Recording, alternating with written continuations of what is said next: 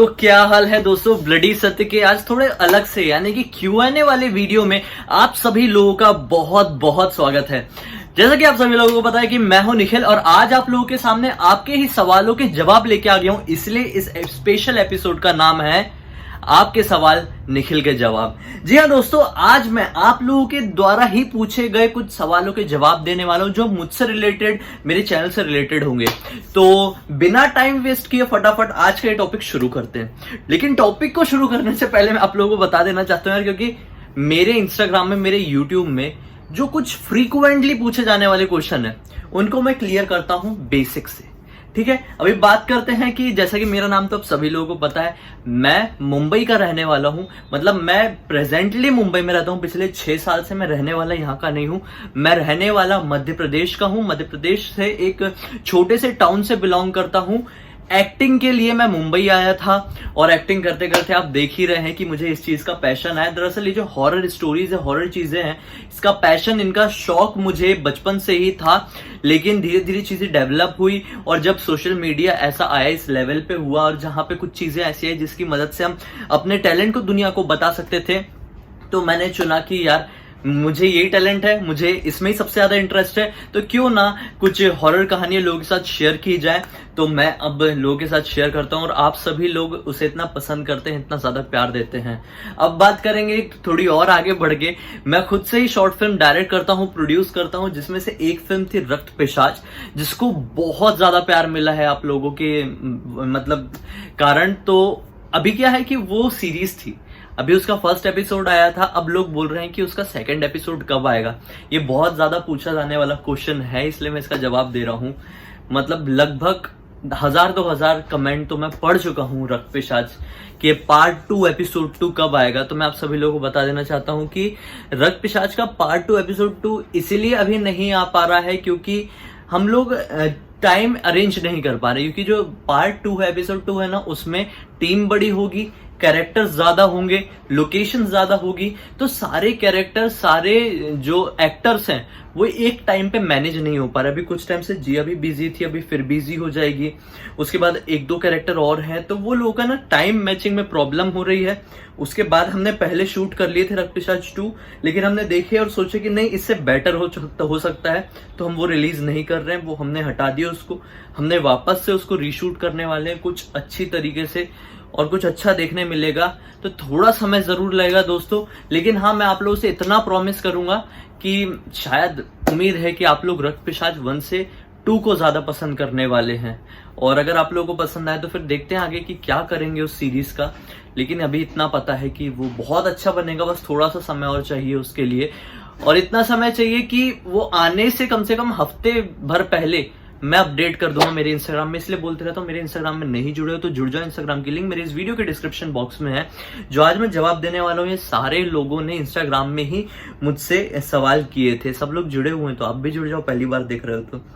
चलो अब शुरू करते हैं सारे क्वेश्चंस बेसिक से जो आप लोगों ने मुझसे पूछे हैं। सबसे पहला, आप में जज्बा हॉरर स्टोरी सुनाने का और पूरी दुनिया को बताने का कब से आया है?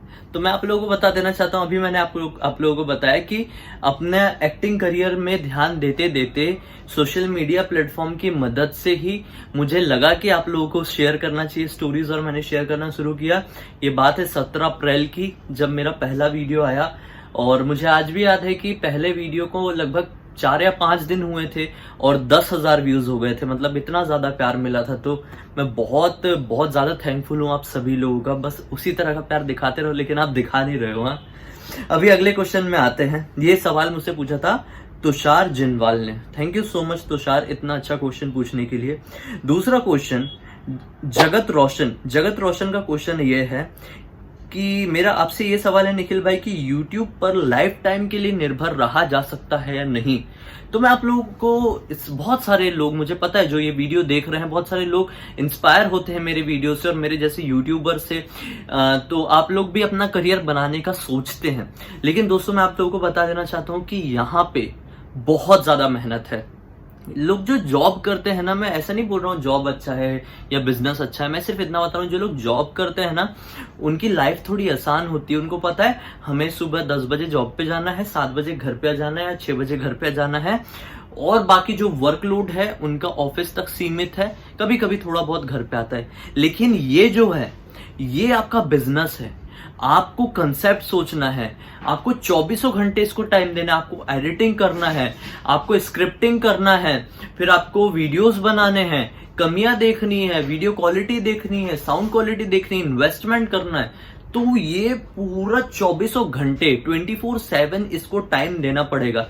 अगर आपको लगता है कि आप इतना वर्कलोड झेल सकते हैं, आप इतनी मेहनत कर सकते हैं, और ये मेहनत आप लगातार 1 साल तक कर सकते हैं बिना कुछ सोचे समझे कि अब कितनी आ रही है ये वो, तभी आप YouTube में करियर बनाने की सोच सकते हैं। लेकिन साल भर तक आपको नहीं सोचना है कि पैसे कितने आ रहे हैं, कब आ रहे हैं, कितने आगे मैं कमा सकता हूं। पैसों का आपने सोचे, आपका चैनल ठप पड़ जाएगा।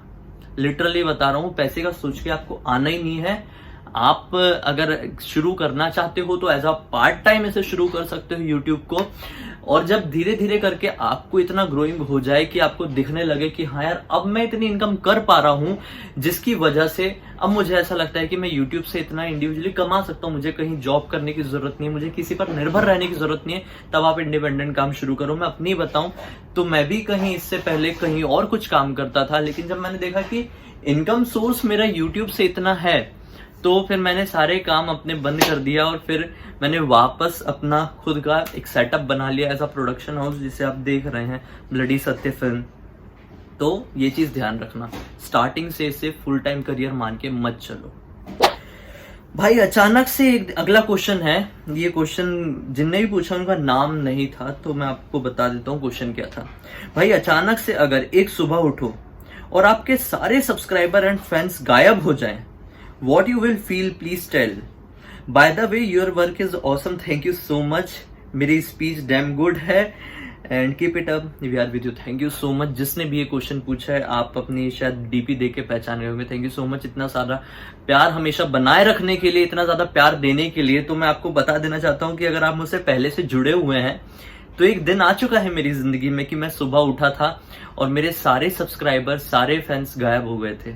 ये हो चुका है मेरे साथ, और मुझे पता है कि वो क्या फीलिंग थी। वो दुनिया की अब तक की सबसे वर्स्ट फीलिंग थी। वो एक ऐसी फीलिंग थी कि उतना ज्यादा दुख मुझे शायद जिंदगी में कभी नहीं हुआ है। तो खैर वो दिन को मैं याद भी नहीं करना चाहता, लेकिन मेरे साथ हुआ है और मैं पूरा टूट गया था अंदर से। तो क्या बताऊं, अभी मैं फील कर चुका हूं वो चीज को। अगला क्वेश्चन पे जाते हैं। ये अगले क्वेश्चन का भी जो मालिक है वो नहीं पता किसने क्वेश्चन पूछा है, आप डीपी देख के समझ सकते हैं, मुझे यकीन है। आप अपना रेगुलर डे को कैसे मैनेज करते हो? जैसे आप उठना, आपका किस टाइम पे वीडियो बनाने की सोचते हो, किस टाइम पे आप कंटेंट सिलेक्ट करते हो कि किस पे टॉपिक बनाना है, और फिर आप कौन सी एक्टिविटी एक दिन में करते हो। आपके 12th और 10th में कितने परसेंटेज थे? 10th में मेरे कोई हाई फाई परसेंटेज नहीं, मैं क्लास 10th या फिर क्लास 12 तक ही मैं एक एवरेज स्टूडेंट रहा हूँ। मेरे 10th में शायद 81% थे, 10th में अगर मैं गलत नहीं हो तो 81 थे, और 12th में 67% थे। तो मैं बहुत एवरेज बच्चा रहा हूँ। लेकिन फिर पता नहीं इंजीनियरिंग के टाइम पे कौन सा भूत सवार हो गया, क्या हो गया कि हमेशा परसेंट अच्छा है और बहुत अच्छा है, और बहुत बहुत उम्दा तरीके से मेरी इंजीनियरिंग निकली है।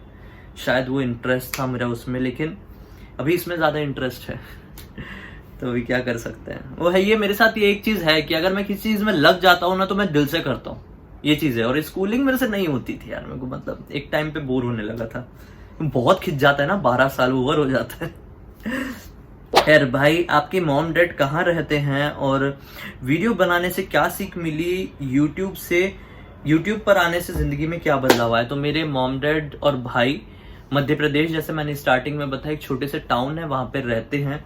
और बस मैं अपने करियर को लेकर बचपन से ही बाहर हूं। अगर मैं बताऊं तो सन 2008 से मैं अपने घर से बाहर हूं, आज 2020 हो गया। 12 साल से मैं अकेला, मतलब बड़ी बड़े शहरों में रह रहा हूं। सबसे पहले मैं नागपुर में आया, नागपुर में काफी समय रहा, फिर भोपाल में काफी समय रहा, और अब मुंबई में सबसे ज्यादा समय मुझे हो गया है। और YouTube पर आने से मेरी जिंदगी में इतना बड़ा बदलाव आया है कि मैं उसे वर्ड्स में व्यक्त नहीं कर सकता। कि YouTube में आने के बाद मुझे ऐसा लगता है कि मेरी जिंदगी का एक मोटिव था जो मैं अब शायद पा लिया हूं। और मैं बहुत खुशनसीब हूं यार कि जो मैं करना चाहता था वो मैं कर रहा हूं, क्योंकि बहुत सारे लोगों की ऐसी जिंदगी नहीं होती है, किसी ना किसी कारण की वजह से जो लोग जिंदगी में करना चाहते हैं वो नहीं कर पाते हैं। मैं थैंकफुल हूँ भगवान का, अपने मॉम डैड का, और मेरे साथ जो भी मेरा साथ देते हैं उन सभी लोगों का, आप सभी लोगों के, आप लोगों ने इतना प्यार दिए हैं और मैं आज ये आप सभी लोगों की वजह से वो कर पा रहा हूं जो मैं करना चाहता था। तो ये मेरे लिए बहुत मतलब ऑसम ब्लॉसम फीलिंग है जिसे मैं वर्ड्स में बता ही नहीं सकता। बहुत कुछ मुझे यूट्यूब से मिला है जो मैं शायद इमेजिन कभी नहीं कर सकता था। नेक्स्ट क्वेश्चन, तुम्हारा सबसे अनलकी दिन और क्या हुआ था? लक दिन में क्या हुआ था? अच्छा, अनलकी और लकी दिन पूछ रहे हैं। अनलकी दिन 17 जुलाई सन 2020, जिसे मैं कभी नहीं भूल सकता। अभी मैंने बताया था मेरा चैनल जिस दिन हैक हुआ था। और सबसे लकी दिन वो था जब मैं मुंबई आया था, और वो दिन था 31 अक्टूबर 2014, जब मैं मुंबई आया था। और मुझे ऐसा लगता है कि वो मेरा सबसे लकी दिन था। मैं मुंबई अपने ड्रीम्स को पूरा करने आया था और मैं अपने ड्रीम्स, अपने सपने जी रहा हूं। तो मेरे लिए सबसे लकी दिन वही था, और सबसे अनलकी दिन मैं अपना 17 जुलाई 2020 को ही मानता हूं। नेक्स्ट क्वेश्चन, सॉरी आप लोग अपनी डीपी देख के समझ जाओ, क्योंकि आपका जो नाम था वो नहीं दिख रहा था, इसलिए मैंने सिर्फ इतना स्क्रीनशॉट लिया। क्या फिर से मास्क मैन मेरे वीडियोस में आने वाला है? तो मैं इस सवाल का जवाब आप लोगों के ऊपर ही छोड़ता हूं। तो क्या आप लोगों ने मास्क मैन को पसंद किए हैं? क्या उसे आना चाहिए वीडियोस में? कमेंट सेक्शन में जरूर बताना दोस्तों। इसका जवाब तो आप ही लोग बताएंगे, आप ही करता था तो इस सवाल के। अभी नेक्स्ट क्वेश्चन Q&A, #Q&A, बहुत सही। आपको वीडियोस बनाने की इंस्पिरेशन कहाँ से मिलती है? मुझे वीडियोस बनाने की इंस्पिरेशन अंदर से मिलती है, खुद से मिलती है, पता नहीं कैसे, बस खुद से मिल जाती है। अब इसका जवाब बहुत डीप में देना मेरे लिए मुश्किल है। ये क्वेश्चन मुझसे पूछा था देवेंद्र गुप्ता ने, तो बहुत वो डिप्लोमेटिक क्वेश्चन था और डिप्लोमेटिक आंसर दिया हूं मैंने। नेक्स्ट क्वेश्चन, इनका भी नाम मुझे नहीं मालूम। मुंबई में कितने हॉन्टेड प्लेसेस हैं? मैं सच बताऊं तो मुंबई में बहुत सारे हॉन्टेड प्लेसेस हैं, और सच बताऊं तो मैं नाम बिल्कुल भी अच्छी तरह से याद नहीं है। मैं इसके लिए एक सेपरेट वीडियो बनाऊंगा और साथ ही साथ कोशिश करूंगा 2 पार्ट में बनाने की। और सच में इतनी माइंड ब्लोइंग, हैरान कर देने वाली स्टोरीज है हर एक हॉन्टेड प्लेसेस की मुंबई में ही, कि आप लोग सुनेंगे तो घबरा जाएंगे, चौंक जाएंगे। बहुत ही खौफनाक कहानियां हैं। तो उन खौफनाक कहानियों को देखने के लिए मेरे दूसरे वीडियो को देखना है तो कमेंट सेक्शन में जरूर बताइए कि दोस्तों कि आप जानना चाहते हैं। नेक्स्ट क्वेश्चन, भैया मेरे आपसे ये क्वेश्चन है कि आपने स्कूल लाइफ में क्या मस्ती की है? क्या आप बैक बेंचर थे या फिर फर्स्ट बेंचर थे? मैं अपने स्कूल लाइफ में हमेशा बैक बेंचर ही रहा हूं, और मुझे बैक बेंचर रहना ही पसंद था शुरू से। कॉलेज में मैं फर्स्ट बेंचर बना था।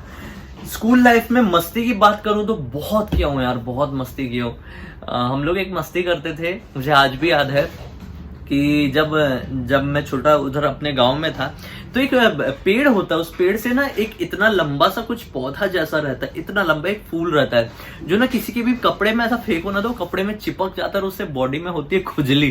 तो हम पॉलीथिन में लेके उसको अपने स्कूल में जाते और जिनसे हमारी दुश्मनी रहती थी ना, हम लोगों की जो दोस्तों की गैंग थी, वो निकाल देते और सबकी शर्ट के पीछे ऐसा मार देते थे, तो चिपका रहता था और उन लोग खुजली होती थी। तो ये चीज मैंने बहुत किया। सेकंड मस्ती मैंने ये किया हूँ कि पता नहीं, बहुत मजा आता था कि हम लोग ऐसे बेंच में बैठे हुए, जो मैंने सबसे ज्यादा किया, बेंच में बैठे हुए हम लोग, जैसे एक बेंच में एक डेस्क में 3 लोग बैठते थे। तो क्या अभी जैसे कोई भी सर मैडम आते थे तो गुड मॉर्निंग सर ऐसा बोलने के लिए खड़े होते थे, तीनों खड़े हुए अभी इस बेंच से, और अभी मैं फटाक से धीरे से पीछे कर दिया उस वाले की तरफ से, मैं बैठ गया और उधर वाला जब बैठा तो नीचे जमीन में गिर रहा। तो ये चीज बहुत किया। जो सामने बैठे हैं वो अगर गुड मॉर्निंग सर बोलने के लिए खड़े हुए तो उनकी बेंच सरका दिया तो तीनों की तीनों गिरे। तो ये ऐसे कांड मैंने बहुत किया हो यार, और इसी में मजा था उस समय। तो उसमें समझता नहीं था किसी को लग रही होगी क्या, बस मजा आता था, हंसना है तो करना है। तो बस ऐसे तो बहुत सारे किस्से मैं बताने बैठूंगा तो ये चैनल का मोटिव और वीडियो का मोटिव ही बदल जाएगा। तो खैर अभी तो इतने ही सवाल आए जो मुझे लगा कि इन सवालों के जवाब मुझे देना चाहिए। थैंक यू सो मच उन सभी लोगों का जिन्होंने ये सारे सवाल मुझसे किए, और शायद मेरे आज के इस वीडियो से बहुत सारे लोगों को बहुत सारे जवाब मिल गए होंगे। मैं बहुत सारे लोगों के जवाब पिक नहीं कर पाया, लेकिन उनको भी मैं थैंक यू कहना चाहता हूँ कि आप लोगों ने अपना कीमती समय निकाला और मुझसे सवाल पूछा। दोस्तों इंस्टाग्राम में जुड़ जाइए, फिर से बोल रहा हूँ, इसलिए पर्सनल लाइफ के बारे में जानकारी रहेंगे। सिर्फ भूतिया दुनिया नहीं है ना, कुछ अच्छी दुनिया भी है। पहली बार देख रहे हैं तो जरूर इस वीडियो को लाइक करना, अभी तक देखें तो लाइक करना तो बनता ही है। सब्सक्राइब करके बेल आइकन को दबा के ऑल के ऑप्शन में क्लिक करना, जब भी अगली बार से आऊंगा उसकी वीडियो, उसकी नोटिफिकेशन आपको सबसे पहले मिल जाएगी। तो चलिए अगले एक कमाल के बहुत ही खौफनाक वीडियो में मिलते हैं, तब तक के लिए बहुत बहुत धन्यवाद।